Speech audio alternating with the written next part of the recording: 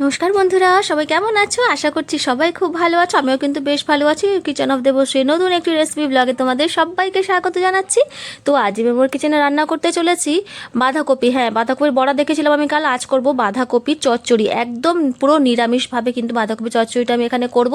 তো দেখো কীভাবে রান্না করছি, একদম কিন্তু কাজের বাড়িতে যেরকম টেস্ট হয় না, ঠিক সেই রকম কিন্তু টেস্ট হবে। তো দেখো এখানে মোটামুটি 1.5খানা কিন্তু বাঁধাকপি আমি এখানে ঝিরিঝিরি করে একদম কেটে পরিষ্কার করে ভালো করে ধুয়ে নিয়েছি একটু ডুমো করে কেটে আলু নিয়েছি যেরকম পরিমাণ দেবে, আমি এখানে 2টো আলু নিয়েছি। তো এখানে একটা মশলা বানাবো, সেটা হচ্ছে দেখো এখানে টমেটো নিয়েছি আমি 1.5খানা, একটু বড় সাইজের টমেটো নিয়েছি 1.5খানা, আর তার মধ্যে ওই 1 ইঞ্চি থেকে একটুখানি বেশি নিয়েছি আদা কুচি নিয়ে ব্যাস এবারে হচ্ছে এটাকে সামান্য একটুখানি জল দিয়ে দিলাম, দিয়ে হচ্ছে আমি করব এটাকে পেস্ট। তো দেখো কড়ার মধ্যে সাদা তেল দিয়ে দিয়েছি, দিয়ে তার মধ্যে দিয়ে দিচ্ছি তেজপাতা, শুকনো লঙ্কা। এটা কিন্তু মাস্ট, কাঁচা লঙ্কা দিয়ে কিন্তু এই বাঁধাকপিটা আমি রান্না করব না একেবারেই, কিন্তু কেননা শুকনো লঙ্কা আর তেজপাতার যে একটা ফ্লেভার হয় সেইটাই কিন্তু বাঁধাকপির তরকারিটাকে একদম আলাদা একটা লেভেল দেবে।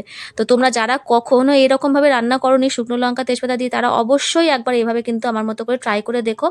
তো দেখো দেওয়ার পরে এই যে পেস্টটা বানিয়েছিলাম আর কি, টমেটো আর আদার, সেই পেস্টটা কিন্তু আমি দিয়ে দিলাম, এর মধ্যে দিয়ে দিলাম পরিমাণ মতো নুন, আর তার মধ্যে হলুদ, আর দেখো এই যে জিরের গুঁড়ো। ব্যাস পরিমাণ মতো দেবে, যতটা বাঁধাকপির মানে তরকারির পরিমাণ ঠিক ততটা দেবে। আমি তো আমার পরিমাণটা দেখিয়ে দিলাম কতটা করে দিয়েছি, 1 চামচ করে। তো দেখো জিরের গুঁড়োটাও দিয়ে দিলাম বেশ খানিকটা পরিমাণে, দিয়ে কিন্তু তারপরে এই মশলাটাকে কিন্তু ভালোভাবে একদম কষিয়ে নিতে হবে আগে। হ্যাঁ, আমি কিন্তু বাঁধাকপিটা আগে থেকে কোনো রকম ভাপাইনি, মানে সিদ্ধ করে নিয়ে নিই বা আলুটাকেও ভেজে নিয়ে নিই। কারণ যতটা আলুটাকে ভেজে নিলে কি হয়, আবার ফের একটা তেলের মানে ব্যাপার, যে আবার তেলের মধ্যে আলুটাকে ভাজতে হবে। যতটা তেল কম খাওয়া যায় ততটাই কিন্তু ভালো আর কি আমাদের জন্য। তো সেই জন্য আর কি যতটা পরিমাণে কম তেল ইউজ করা যায় ততটাই পরিমাণে মানে কম তেলটা ইউজ করবো আর কি। তো শুধুমাত্র মশলাটা কষতেই যা হচ্ছে আমার তেলটা লাগবে, বাকি কিন্তু কোনো ভাজাভুজিতে আমি তেল কিন্তু ইউজ করবো না। তো দেখো ভালোভাবে কিন্তু এই যে একটুখানি জল দিয়ে দিলাম যাতে মশলাটা কিন্তু না পুড়ে যায়। মশলা পুড়ে গেলে কিন্তু ব্যাস তরকারির পুরো একদম 12টা বেজে যাবে, কেননা পুরো তরকারির টেস্টটাই কিন্তু তখন একদম নষ্ট হয়ে যাবে।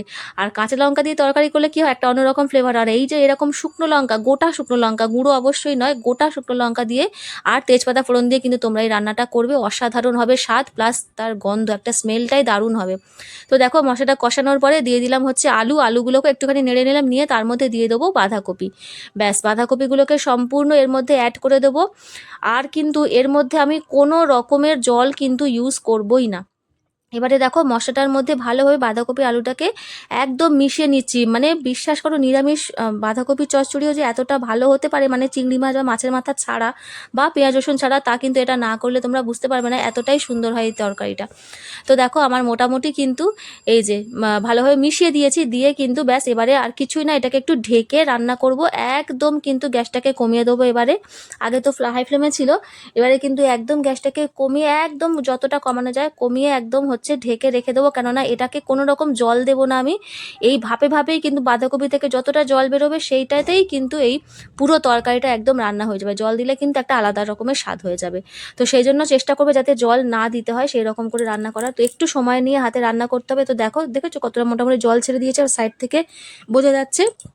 তো এবারে মাঝে মাঝে ঢাকা খুলে কিন্তু এভাবে কিন্তু নেড়ে দিতে হবে। আমিও কিন্তু দেখো মাঝখানে এরকম ঢাকাটা খুলে একটু করে নেড়ে দিচ্ছি, আবার ফের ঢাকা দিয়ে বসিয়ে দিচ্ছি। এইরকম করে কিন্তু রান্নাটা করতে হবে, কেননা যদি মাঝখানে না নাড়া হয় তাহলে কিন্তু তলায় আবার যদি লেগে যায় সেই সম্ভাবনাটা থাকে। সেহেতু একটু করে উল্টো পাল্টে কিন্তু তরকারিটাকে এইভাবে কিন্তু রান্না করে নিতে হবে। তো ভিডিওর এই পর্যায়ে বলে রাখি, যারা যারা আমার নতুন দেখছো আর কি আমার ভিডিওটা, তাদেরকে অনুরোধ করবো চ্যানেলটাকে সাবস্ক্রাইব করে পাশে থাকার জন্য। যারা অলরেডি সেই কাজটা করে দিয়েছে সবাইকে অনেক অনেক ধন্যবাদ। তো দেখো তার মধ্যে আমি কিন্তু দিয়ে দিলাম চিনি। হ্যাঁ, চিনিটা কিন্তু মাস্ট, চিনিটা না হলে কিন্তু একদম তরকারির স্বাদই হবে না। একদম অল্প পরিমাণ সামান্য 1 চামচ মতো আমি চিনি দিয়ে দিলাম, একদম ছোট্ট চামচের 1 চামচ চিনি দিয়েছি। দিলে কিন্তু টেস্টটা খুব ভালো ব্যালেন্স হয়। তো আজকের আমার নিরামিষ বাঁধাকপির ঘন্ট একদম রেডি। দেখো কেমন লাগলো তোমাদের রেসিপিটা অবশ্যই কিন্তু কমেন্ট করে জানিও। আর কিন্তু যদি এরমভাবে না খেয়ে থাকো, আমার টিপসগুলো ফলো করে কিন্তু একবার এরমভাবে বানিয়ে খেও, অবশ্যই কিন্তু ভালো লাগবে, কথা দিলাম। তো দেখো নিরামিষ রান্নাও যে এত সুন্দর হয় এরকম করে না বানালে কিন্তু সেটা বোঝা যায় না, যে সবসময় আমিষ রান্নাই সুন্দর টেস্টি হবে তা কিন্তু না, নিরামিষ রান্নাও কিন্তু ভালোভাবে রান্না করলে খুব ভালো কিন্তু তার স্বাদ হয়ে থাকে। তো দেখো আমার আজকের রেসিপি নিরামিষ বাঁধাকপির ঘন্ট একদম রেডি। তো সবাই খুব ভালো থেকো, সুস্থ থেকো। আজকের মতো ভিডিওটা আমি এখানেই শেষ করছি। আবার দেখা হবে নতুন কোনো একটা ভিডিওতে, নতুন কোনো একটা রেসিপি নিয়ে চলে আসবো তোমাদের সামনে। অবশ্যই পাশে থেকো, সাথে থেকো।